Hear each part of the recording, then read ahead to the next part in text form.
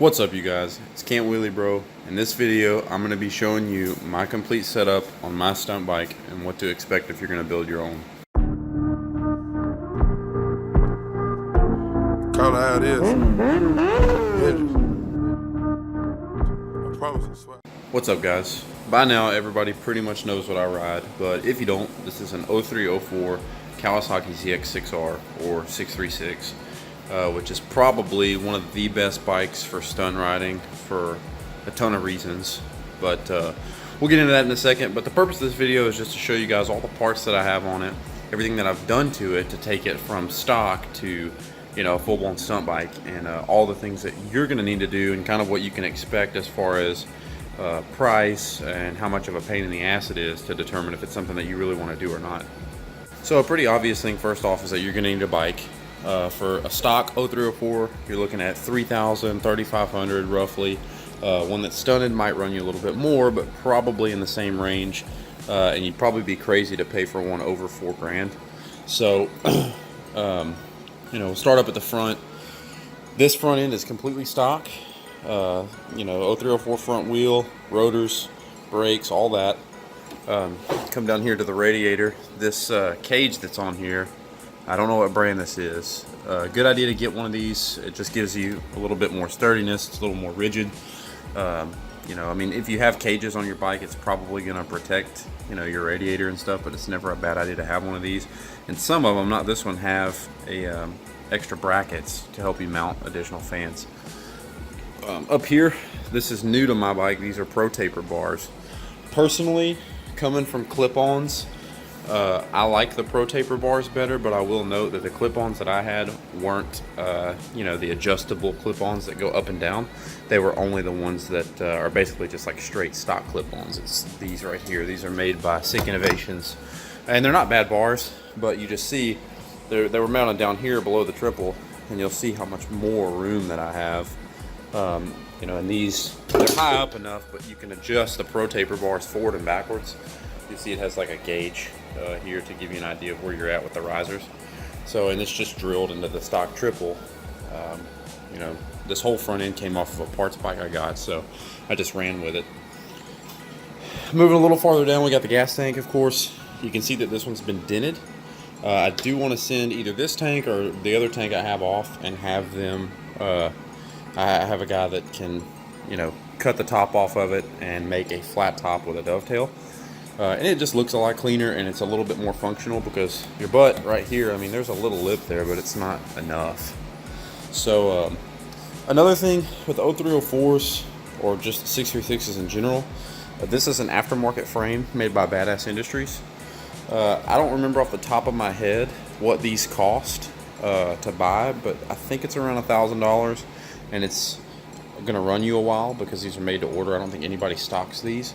But they're a great thing to have for the 636s because the 636 is known to have a weak frame stock. So you could either break it down by your motor mounts or up here by the neck. And if that happens after a wheelie, you're going to have a bad day.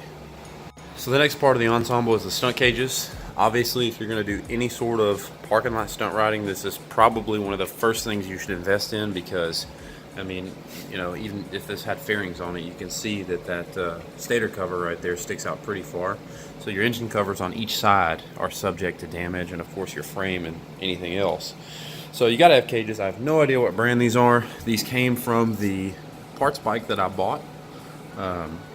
They're way more heavy duty than the Tiger Shark cages I had, and they have a large metal bar that runs under the exhaust manifold and the headers. So that was kind of the reason that I stuck these on here. I like those a little bit better. Aftermarket rear sets. These are made by Sick Innovations. A little bit more sturdy. They can handle being dropped, obviously. So that's, you know, something to invest in. Coming around up here, we've got a bar. This one, don't know who makes this. This may not even be a manufactured thing. Somebody very well could have just made this.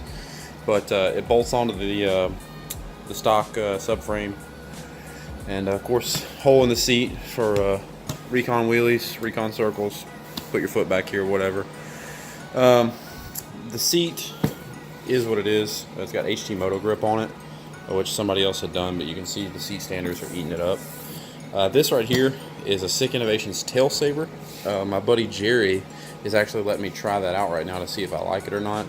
I haven't used it yet. I'm going to try to ride tomorrow, but just gives you a little bit, you know, a footing for your feet when you're going to do seat standers.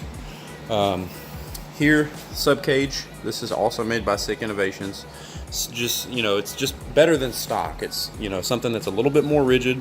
The peg sticks out way farther. I need to tighten it.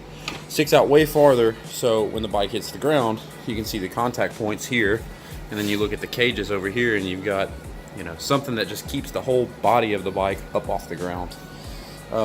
Back here, handbrake bracket. Pretty important if you're going to be doing anything other than sit downs or staggered wheelies. This is for when you get ready to start moving around on the bike or standing up. That's going to be a must-have. So this one is made by ND Customs, and I've got 2 Tokiko calipers on it. One of them with the blue line runs up to the handbrake, which we'll go over in a second, and the other one just goes to the manual rear brake here. The handbrake up here, this is a Magura. The handle is broken off on the end, but it still works. It has its own reservoir over here. Got a 1-finger, well, not 1-finger brand, but it's a 1-finger clutch. Makes it a little easier to pull on, you know, because obviously when you're covering your brake and your clutch at the same time, you have to clutch with this hand and cover your brake with this finger. So there's that. That's a stock exhaust off of another bike that I have slipped over the pipe here. That way it doesn't get too loud in the garage at night. So lastly is the sprocket. That is a Thrust Company 56 tooth sprocket. And then this chain that I bought, it's an RK Racing chain. I don't remember the exact you know, model chain, but it was 120 links and I trimmed it down to 118. So, and that works just fine for what I've got here. So I guess next I'll kind of go over some of the stuff that you can expect when you're building a stunt bike or getting ready to buy a stunt bike.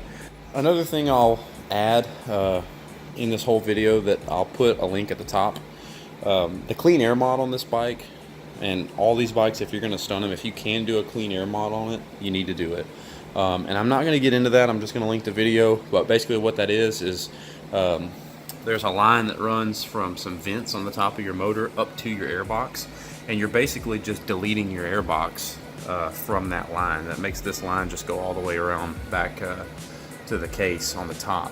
So, and that's really important because if you don't do that, you get into a really long wheelie and some oil gets to places it's not supposed to, and then you're going to hydrolock your motor, and that's bad news. So obviously make sure you do that. That's one of the big things that, you know, kind of needs to be done. It's pretty necessary. Okay guys, something else to expect when you get into stunting.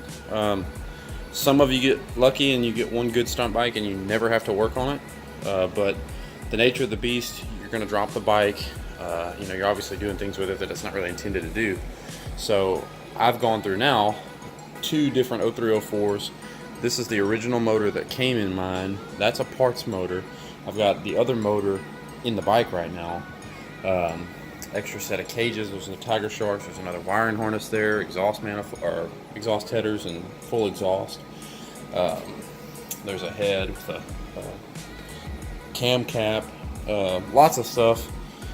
Because honestly, if you're really going to get into this, especially with these 0304s, these are old bikes. So any parts you can get your hands on, you're probably going to want to hold on to if you can, just to avoid breakdowns and, you know, trying to order parts and find parts when something breaks. So one of the biggest questions I get on a really regular basis is, if I'm going to build a stunt bike, I've got my stock bike, whatever, what parts should I invest in first, and then what, you know, parts can wait a while? First, cage. Absolutely cage, because that's going to protect the most vital part of your bike, which is the engine. And if you're riding like an 0304 or something like this, that's an older bike that, you know, parts, motors, and all that are a little bit harder to come across than some newer bikes, or OEM parts are hard to get. You really don't want to mess your motor up, you know, in your first ride. So get cages, get a 12 bar. The 12 bar is definitely up there on necessity, because when you get a little bit more comfortable with your wheelies getting towards balance point, you know, you're likely to 12 o'clock it once or twice. I know I've done it a bunch. And when you do that, you don't want to tear up your tail section or, you know, risk messing something up that you don't want to. Third, of course, is sprocket. You know, stock gearing might not get you too far in a parking lot. You're definitely not going to do idle wheelies on stock gearing. And then probably the fourth would be a handbrake, because by the time you do all that, I mean, I learned on foot brake on a 49.2 sprocket with just, you know, what I had on here already. So, and then the rest of the stuff can come later. I mean, there's still things on this bike I would like to do, and of course it's not pretty at all, it's just functional. So, you know, that's the big the key seller for me, is the fact that I can do what I want to do on it. And so what if it's not the prettiest bike in the world? It does the job. So anyways, you guys, if you like this video, please subscribe. Tell me what you guys think that I should do with the bike next. Anything on here that I didn't cover, make sure you comment and let me know what you thought. If there was something that I missed, or something that, you know, you wanted to throw in. Also, check out Brian636's channel for the clean air mod. He's got a really good video on how to do it on the cheap, so it's a really inexpensive thing to do that's super easy. So and it'll save your bike in the long run. So till then, you guys, later.